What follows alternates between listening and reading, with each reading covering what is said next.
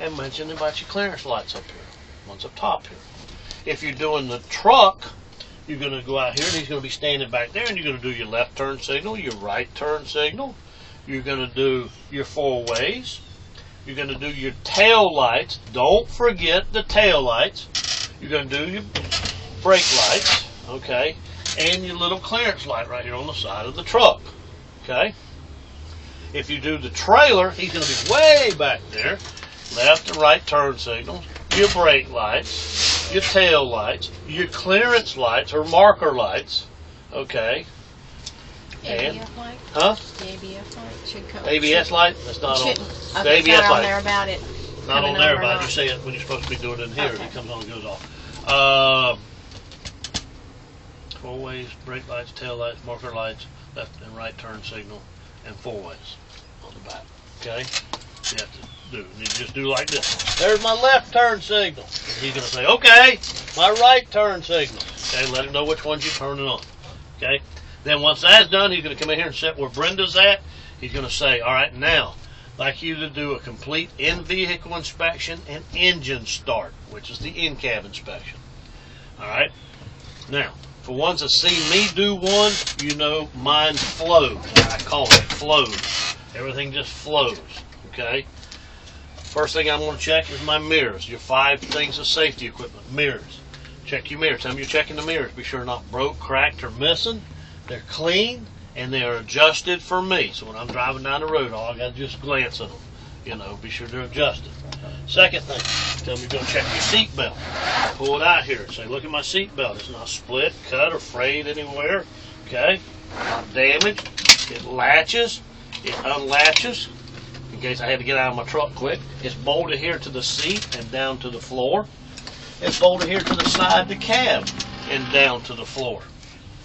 Now, flow, Progressive Insurance, flow, down here is my fire extinguisher, right? Tell me you're checking the fire extinguisher. It's securely mounted and it's fully charged, the fire extinguisher. Okay, what color is that fire extinguisher? Red. Red, okay, I say red. Oh, my 3 triangles are under the bunk. I have 3 non-damaged, usable triangles.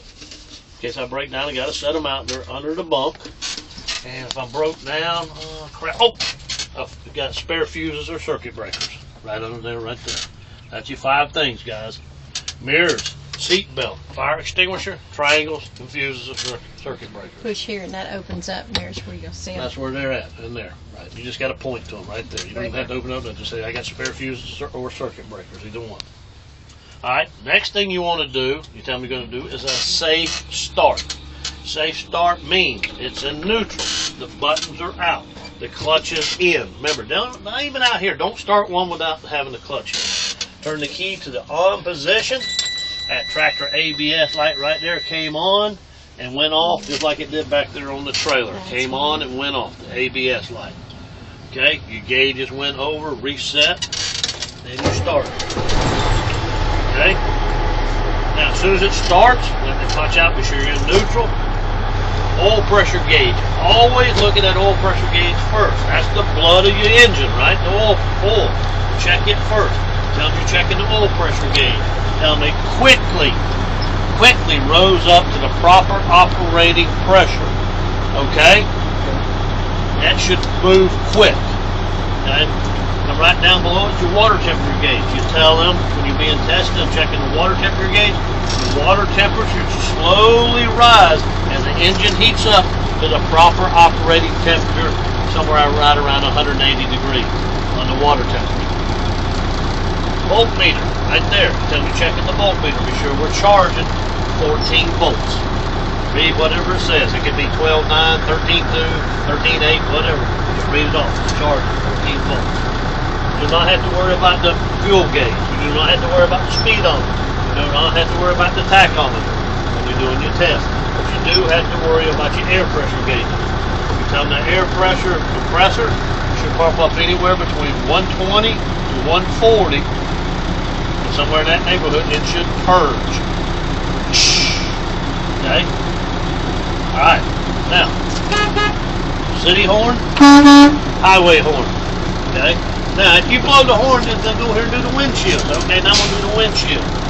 check the windshield. Be sure it's not cracked, it's not broken, it's not missing, it's not exceptionally dirty, has no illegal stickers or obstruction at the windshield to keep me from looking out and seeing where I'm going.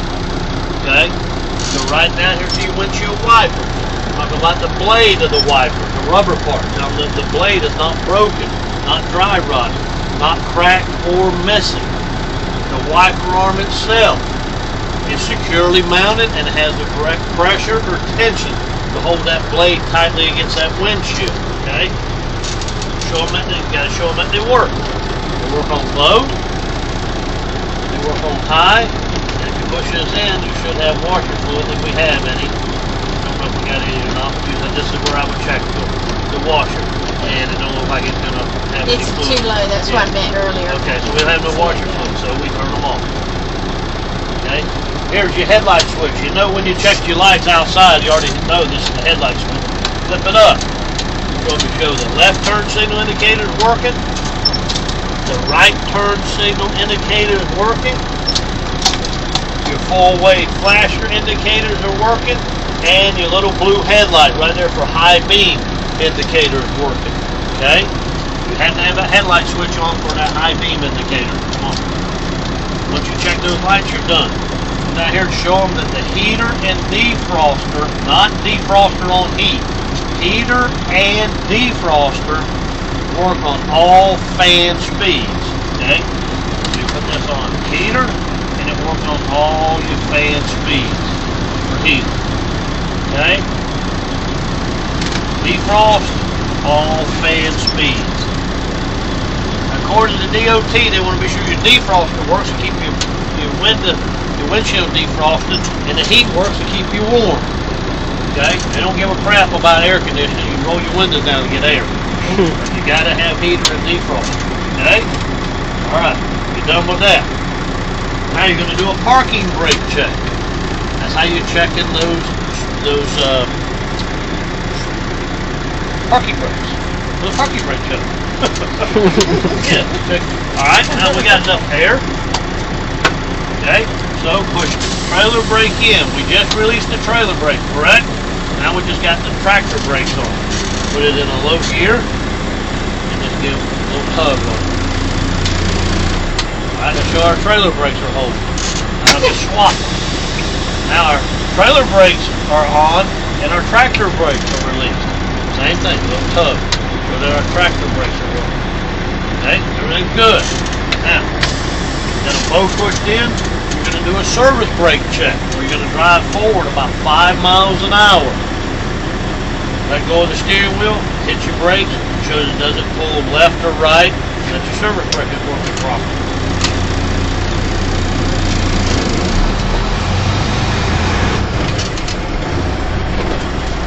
Okay?